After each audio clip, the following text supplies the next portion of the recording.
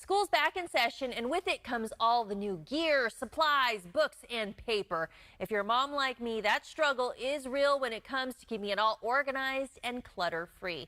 Thankfully, professional organizer Katrina Green is here to offer us all tips for organizing just about all of it with the kids. Katrina, where do we start? This stuff just piles up at my house. Good morning, Aubrey. Okay, so basically start with picking a day in the week where you're going to go through, most of the time it's paper clutter that kids bring in, Oh, right? yeah. So pick a day, whether it's Friday, Saturday, or even the end of Sunday. Go through all the paper clutter that they bring in and just get rid of the things that you don't necessarily need to keep. So these would be like homework that's already been checked, things that have been submitted.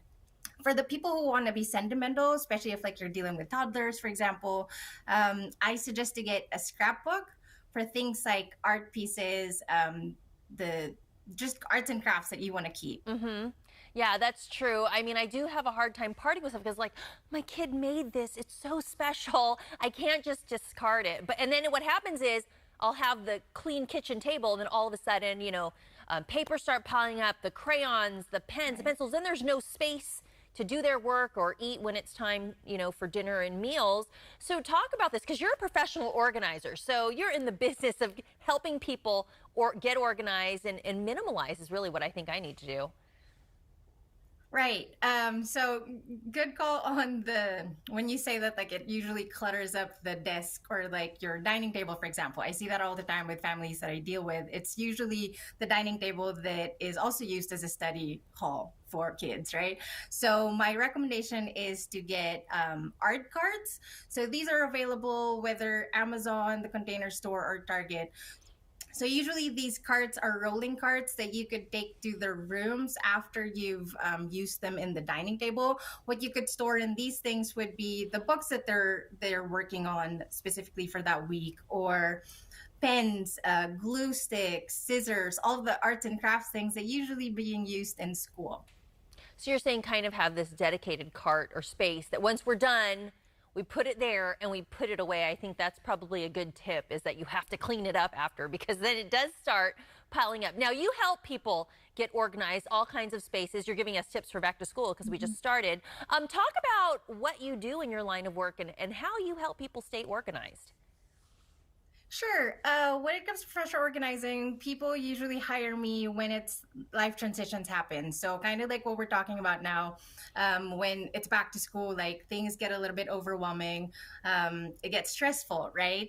So we as professional organizers come in, we help with routines, habits, and even system solutions that could help provide kind of like a streamlined way of doing things. So when you're feeling a little bit overwhelmed or things started changing in your home life, that's pretty much like the best time to hire a professional organizer is when things start getting a little bit overwhelming.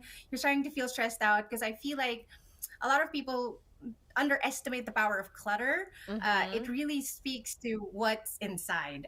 Mental health is really important. So clutter, when you see clutter, it feels a little bit like overwhelming. That's when you start feeling, all right, I need to get organized. No, you're so right. When my drawers are messy or things are piling up, I'm feeling a little bit out of control. And as we've been talking about going back to school, I do because, I empty their backpacks. I have two kids, so it's like double the clutter. And sometimes it's hard to stay motivated. But any great tip on what we can do to just make sure it stays organized once we start figuring out these places, how to put it away? How do we just keep on that track? Sure. My first recommendation, and I always say this with my clients, is declutter. Decluttering is important because you can't technically organize clutter. You get rid of the things that you no longer have purpose for, things that are double. So, for example, you have more than enough glue sticks, right? So it's time to donate the other. So maybe like keep like two. If you have two kids, like two is fine. But always having a magic number as to like how much do you really need, how many pencils do you really need on a weekly basis or even a yearly basis. It's not a lot, so storing all of these things could potentially lead to clutter. So it's good to really be minimal, be intentional as to like what you're keeping, not just within the space but just like just their backpacks, also their pencil cases, like the more minimal, the better.